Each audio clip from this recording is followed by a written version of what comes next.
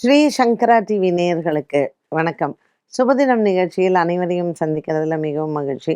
இன்னைக்கு ஜூன் மாதம் 2ஆம் தேதி செவ்வாய்க்கிழமை. இந்த நாளுக்கான 12 ராசிக்கும் பலன் மற்றும் பரிகாரத்தை பார்க்கலாம். இன்னைக்கு குரு பெயர்ச்சி. குரு பகவான் மிதுன ராசியிலிருந்து கடக ராசிக்கு வருகிறார். ஸோ நான் இன்றைய ராசி பலன் இல்லாமல் இந்த வருஷத்திற்கான குரு பெயர்ச்சி பலனை தான் இன்னைக்கு நம்ம பார்க்க போகிறோம்.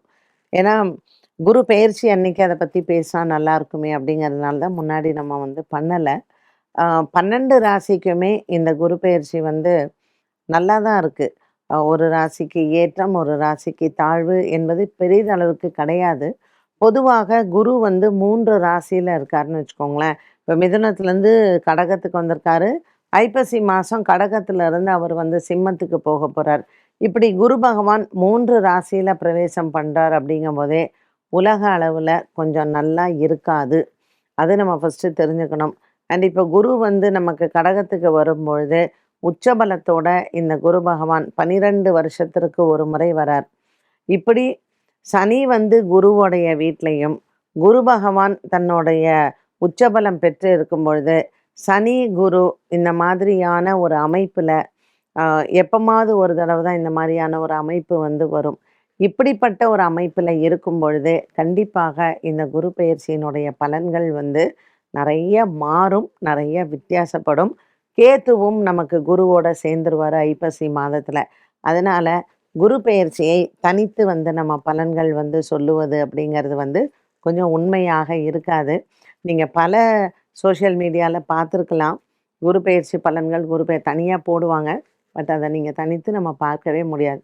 சனி மீனத்திலையும் குரு கடகத்திலையும் திரும்ப கேத்துவும் குருவோட சேர்றது இல்லையா? இதை வைத்து தான் நம்ம இன்னைக்கு குரு பயிற்சி பலனை பார்க்க போகிறோம். ஸோ சங்கரா டிவியினுடைய குரு பயிற்சி பலன் எப்போவுமே எக்ஸ்க்ளூசிவ் தான்.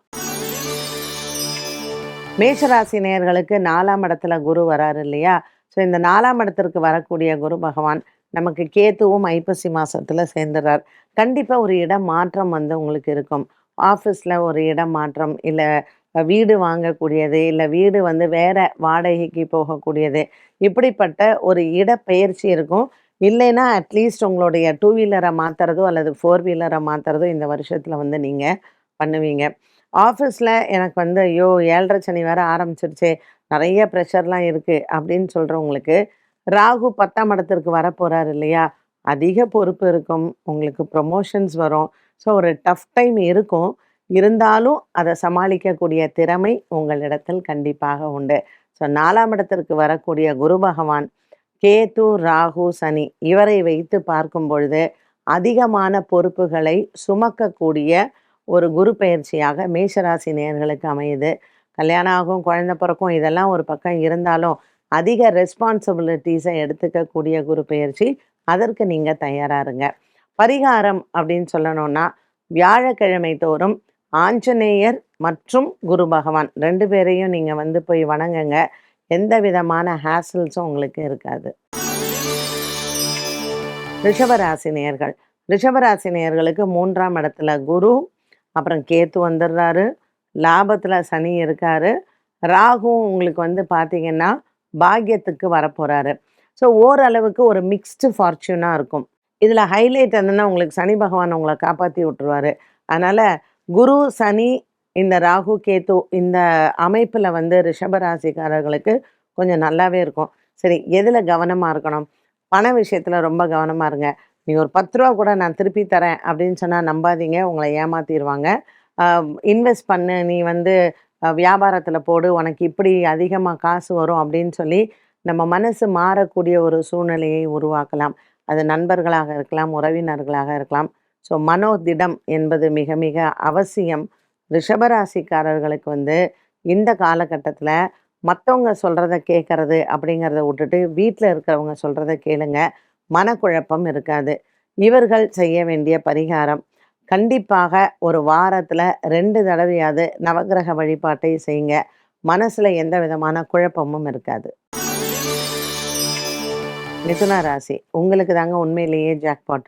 10ஆம் இடத்துல சனி பகவான் இருக்காரு. இப்போ நமக்கு பாக்கியத்தில் ராகு. ஸோ 2ல் குரு, 2ல் கேத்து, 8ல் ராகு மற்றும் நமக்கு 10ஆம் இடத்துல சனி. புதுசா ஒரு ஜானர் வந்து நம்ம லைஃப்ல வந்து கிடைக்கும். ஒரு புதிய நண்பர்கள் கிடைக்கலாம். புதுவிதமான வேலை அனுபவங்கள் நமக்கு கிடைக்கலாம். சரி என்னடா வாழ்க்கையில எப்பவுமே ஒரே மாதிரியான ஒரு பாதை இருக்கே! சேஞ்ச் பண்ணி தான் பார்க்கலாமே! அப்படின்னு நீங்களும் அந்த சேஞ்ச வந்து அக்செப்ட் பண்ணிக்கோங்க.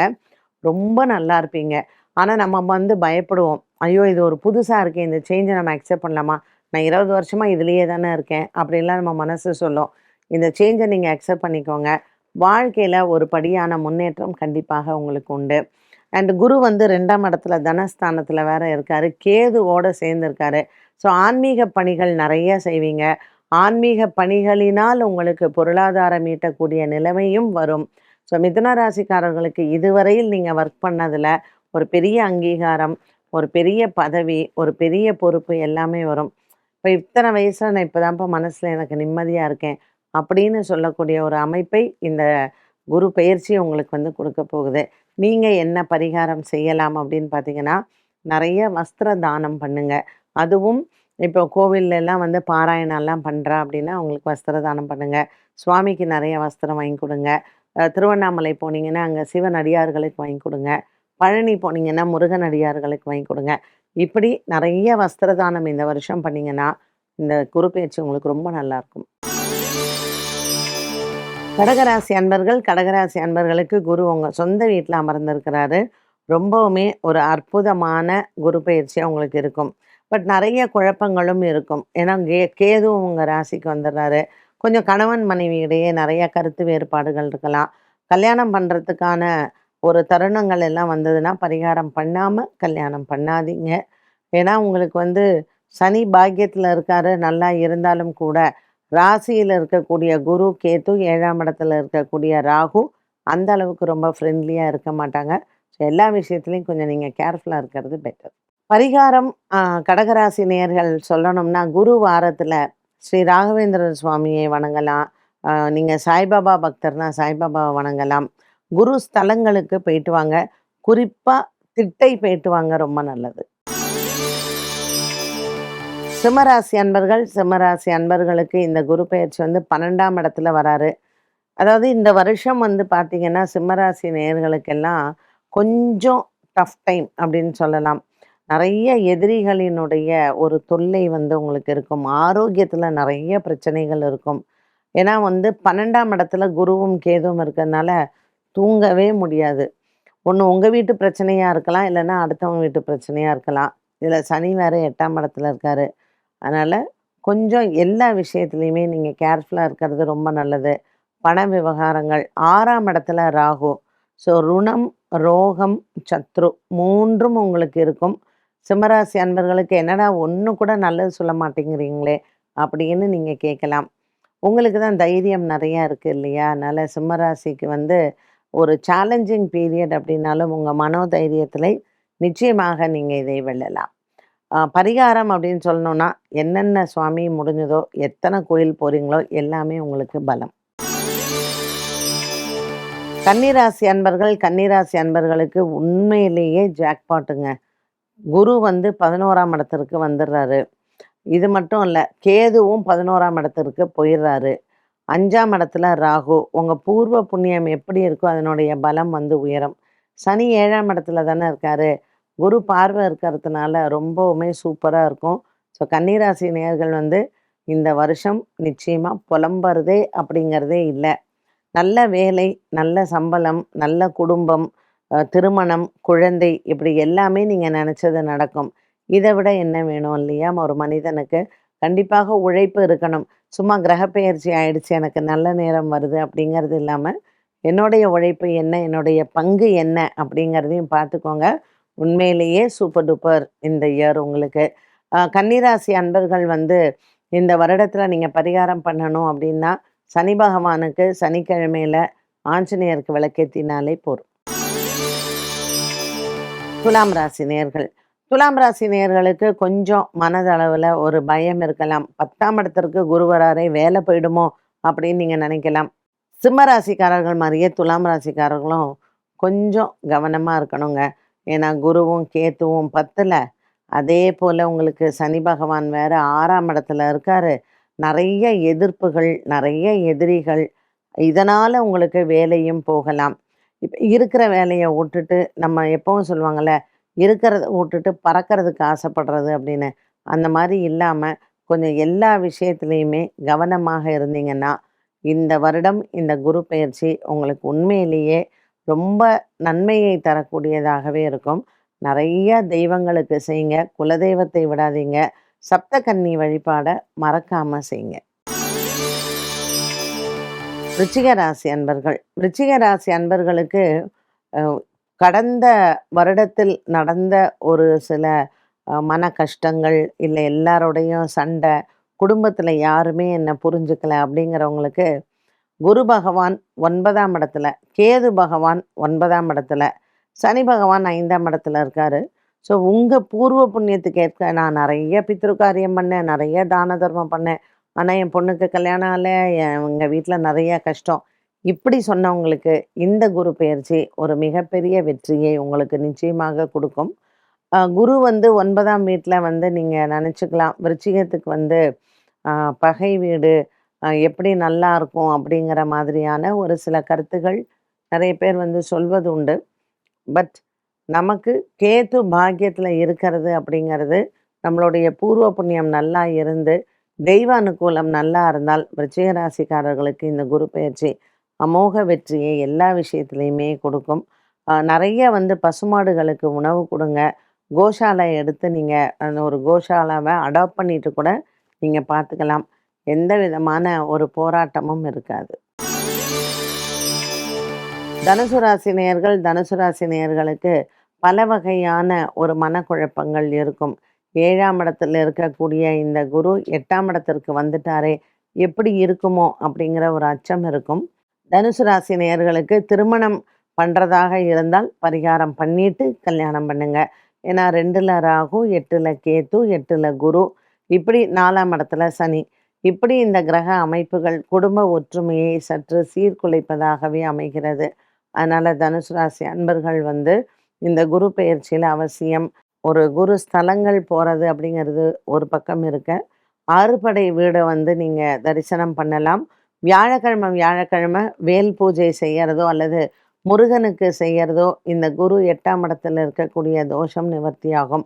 இந்த வருடத்தில் வரக்கூடிய சஷ்டிய கண்டிப்பா நீங்க வந்து விரதம் கடைப்பிடிங்க. எல்லா விதமான துன்பங்களும் நீங்கும். மகர ராசி அன்பர்கள் எப்படி வந்து விருச்சிகத்துக்கு சொன்னோமோ, விருச்சிகத்தை விட ஒரு படி மேல இருக்காங்க மகர ராசி அன்பர்கள். என்ன ஒண்ணு ராசியில ராகு வந்துடுறாரு, 7ல கேது, அதோட குருவும் இருக்க போறாரு. நெறைய தெய்வ அனுகூலங்கள் இவங்களுக்கு நிச்சயமாக கிடைக்கும். ஸோ இதுவரைக்கும் நீங்க பக்தியோட இருந்தீங்கன்னா, இந்த குரு கேதுவோட இருக்கும்பொழுது, அதிகமா உங்களுடைய கணவன், மனைவி ஒற்றுமை, வீடு வாங்குறது, ஒரு வாழ்க்கையில ஒரு அந்தஸ்தை வந்து உயர்த்துவது, இது எல்லாம் மகர ராசிக்காரர்களுக்கு இந்த குரு பெயர்ச்சி வந்து குடுக்கும். ரொம்ப நெறைய கனவுகளோட நம்ம வாழறோம் இல்லையா? அது எல்லாமே நிறைவடைவதில்லை. ஆனால் மகர ராசிக்காரர்களுக்கு இந்த குரு பெயர்ச்சியில கனவுகள் நினைவாகக்கூடிய ஒரு அற்புதமான குரு பெயர்ச்சின்னு சொல்லலாம். ஸோ பரிகாரம் அப்படின்னு சொன்னோம்னா, இவங்கெல்லாம் ராகு கேத்துவுக்கு பண்ணா போரும். சனி பகவானுக்கோ அல்லது குரு பகவானுக்கோ இவங்க பரிகாரம் பண்ண வேண்டிய அவசியம் இல்லை. நவகிரகத்தில் ராகு கேதுவுக்கு தீபம் ஏற்றினாலே போதுமானது. கும்பராசி அன்பர்கள், கும்பராசி அன்பர்களுக்கு 6ஆம் இடத்துல குரு பகவான் சஞ்சாரம். உங்களுக்கு வந்து கேதுவும் 6ல வராரு. நெறைய தன லாபம் வந்து இருக்கும். குருவும் கேதுவும் 6ல இருக்கும்போது கொஞ்சம் உடல் ஆரோக்கியத்துல கொஞ்சம் கொஞ்சம் பிரச்சனைகள் வரலாம். வேலை மாற்றங்கள் நீங்க எதிர்பார்க்குறீங்கன்னா, அதுக்கும் இந்த கிரக மாற்றம் ரொம்ப உறுதுணையாக இருக்கும். பண விவகாரங்கள்ல கொடுக்கல் வாங்கல்ல கவனமா இருந்தாலே போதுமானது தான். பரிகாரமாக கும்பராசி அன்பர்கள் வந்து நெறைய அன்னதானம் பண்ணுங்க. நெறைய வஸ்திர தானம் பண்ணுங்க. இதற்கு நாள், கிழமை இதெல்லாம் கிடையவே கிடையாது. உங்களுக்கு என்னைக்கு முடிஞ்சதோ பண்ணுங்க. இந்த கிரக பெயர்ச்சிகள், இந்த கிரக மாற்றங்கள் உங்களுக்கு நன்மையை தரும். மீனராசி நேயர்கள், மீனராசி நேயர்களுக்கு 5ஆம் இடத்தில் குரு பகவான் உண்மையிலேயே ரொம்ப நல்லா இருக்கு. 7:30 சனி, ஜென்ம சனி இந்த பயம்லாம் வேண்டவே வேண்டாம். கொஞ்சம் உங்களுக்கு தன்னம்பிக்கை குறைவாக இருக்கும். பட் குரு பார்வை உங்களுக்கு இருக்கிறதுனால இதை விட என்ன வேணும்? ரொம்பவுமே ஒரு அற்புதமான அதுவும் ராகு வந்து உங்களுக்கு லாபத்துல வந்துடுறாரு. ஸோ மீனராசி நேயர்கள் புதிய வாழ்க்கை, புதிய மாற்றங்களுக்கு தயாராக இருங்க. எல்லா விதமான ஒரு கஷ்டத்தையும் நிவர்த்தி செய்யக்கூடிய ஒரு குரு பெயர்ச்சியாக உங்களுக்கு அமைஞ்சிருக்கு. எல்லாரும் படிக்க இருக்கக்கூடிய பள்ளி மாணவ, மாணவிகள், திருமணமானவங்க, ஆகாதவங்க, வயதானவங்க எல்லாருக்குமே மீன ராசிக்காரர்களுக்கு ஒரு மனதிற்கு நிறைவான குரு பெயர்ச்சின்னு சொல்லலாம். இவர்கள் பரிகாரமாக வியாழக்கிழமை தோறும் குரு ஹோரையில் தீபமேற்றி ஸ்ரீ ராகவேந்திர சுவாமியை வணங்கலாம். மேலும் தட்சிணாமூர்த்திக்கு தீபமேற்றி வழிபடலாம். திருப்பட்டூர் சென்று அங்கு பிரம்மபுரீஸ்வரரை வணங்கி வரலாம். இந்த வருடத்திற்கான குரு பெயர்ச்சியை பார்த்தோம். எல்லாருக்குமே குரு பகவான் நன்மை அளிக்க வேண்டும் என்ற பிரார்த்தனையோடு உங்களிடமிருந்து விடைபெறுகிறேன். நன்றி, வணக்கம்.